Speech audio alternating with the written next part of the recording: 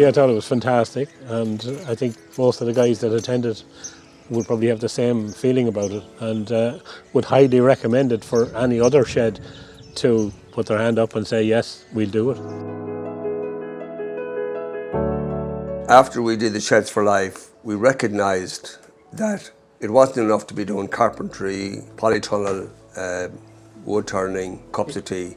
We realised that there was a physical requirement for us to meet for the health and well-being of our sheds. The shed movement will not survive without, especially the bigger sheds, without having that kind of a programme where when shedders get up in the morning, they know there's an activity, not just a cup of tea. There was 21 of us did the cooking module, about 15 did the seated exercise module. So from that point of view, there was fantastic enthusiasm from the members, because that's as many members as we had then, going back to 2019. Everybody that was in the shed took part in the Sheds for Life programme. And of course the shed grew from that number in 2019 to now being 104 members.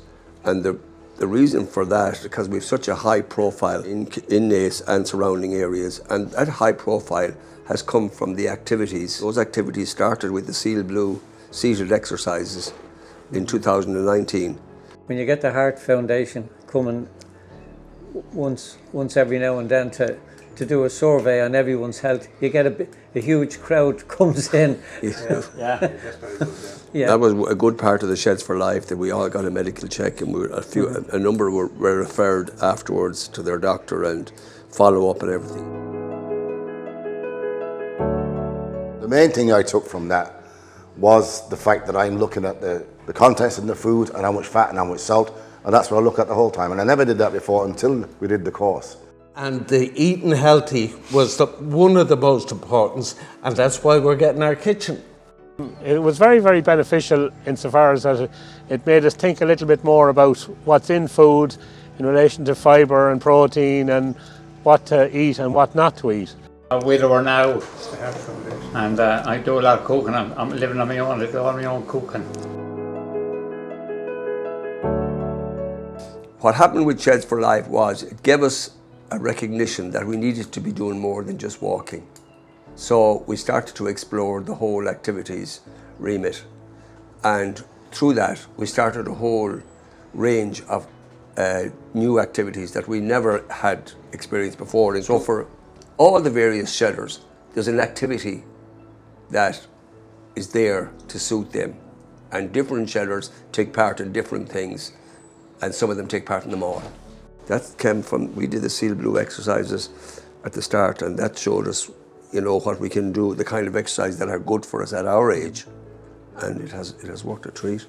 I'd like to have the professional from Seal Blue go through, and especially when she was working on doing exercises for certain lengths of time and making people challenge themselves as they progress through the 10-week period. And it has continued, as Jimmy says, right through. Now we continue doing that, and some of the exercises that she brought into us, we've incorporated them further into what we were already doing ourselves.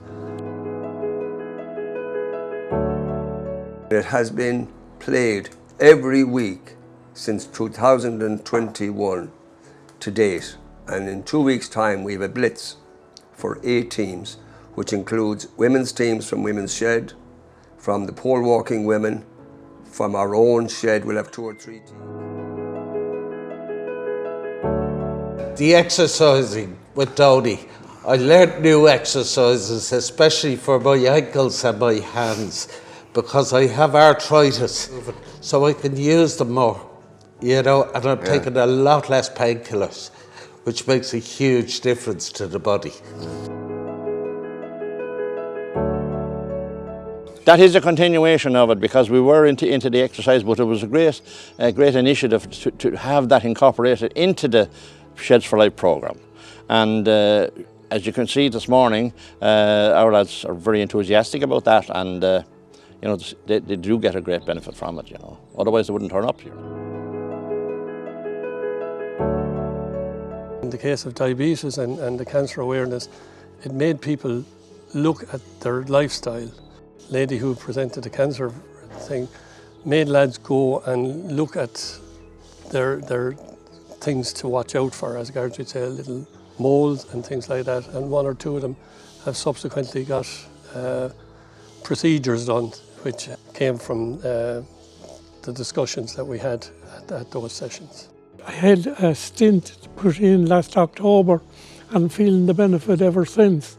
And the exercise that we do is keeping the muscles energized and everything combined, because when we get older we are less mobile to be mixing with groups of people, and when we come here on a Wednesday it fills all those boxes, as if it were.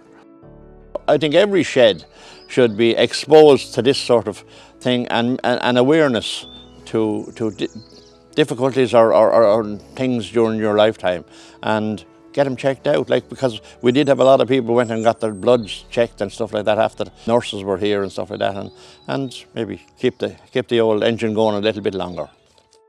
And we've lost a couple of people over the years. We have. And knowing the symptoms, especially this week is Bowel Cancer Week, and I've sent it on the WhatsApp group to everybody to look for the signs and symptoms.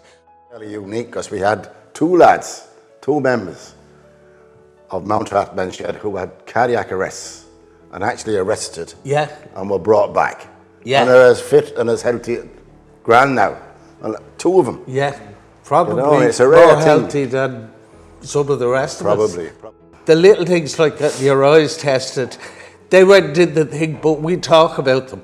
We were actually talking about them yesterday, you know, and who's the best eye doctor in Portlaoise or around the place, you know.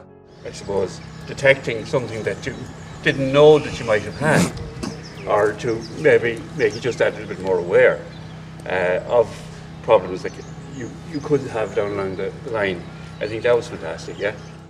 Specsavers did a thing on hearing and seeing, obviously, but even there was a lot of guys engaged on the hearing aids because they weren't aware of, you know, that there was a grant that could actually, you don't have to pay $5,000 for, you know, super duper ear. Probably helpful to some of the members who live alone, as regards, we'd say, especially knowing where to go if they needed help on that one.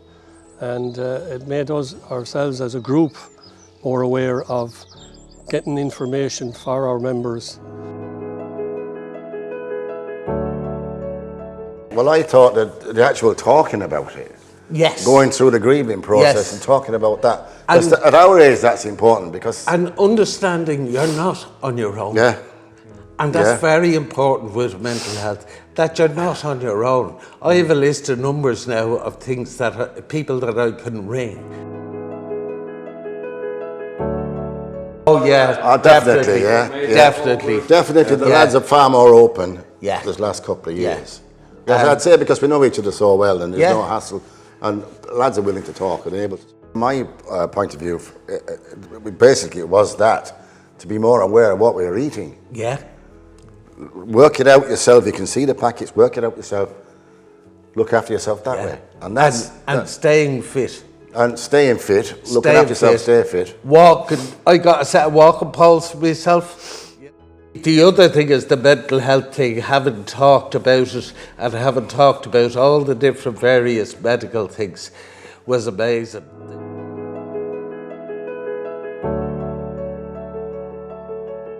That's it. Yay! Sheds for life.